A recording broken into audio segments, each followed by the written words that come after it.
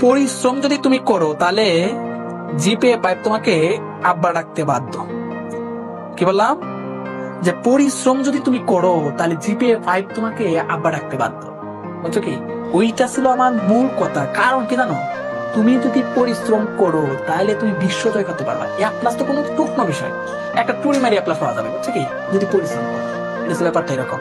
আর একটা তুমি ভয়ঙ্কর হয়ে যাও। তুমি কি হয়ে যাও? ভয়ঙ্কর হয়ে যাও। মানে ভয়ঙ্কর হয়ে যাও, সব কিছুতে ভয়ঙ্কর হয়ে যাও।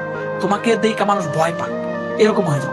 মানে পজিটিভ বয়টা যেটা আছে, এই পজিটিভ বয়টা যেটা তোমাকে দেখে পায় মানুষ, এরকম হয়ে যাও, ভয়ঙ্কর হয়ে যাও।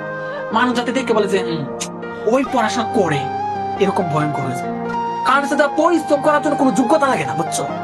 পরিশ্রম করার জন্য কোনো যোগ্যতা লাগে না। তুমি পড়লেই পারবা, পড়লেই পরিশ্রম করতে পারবা।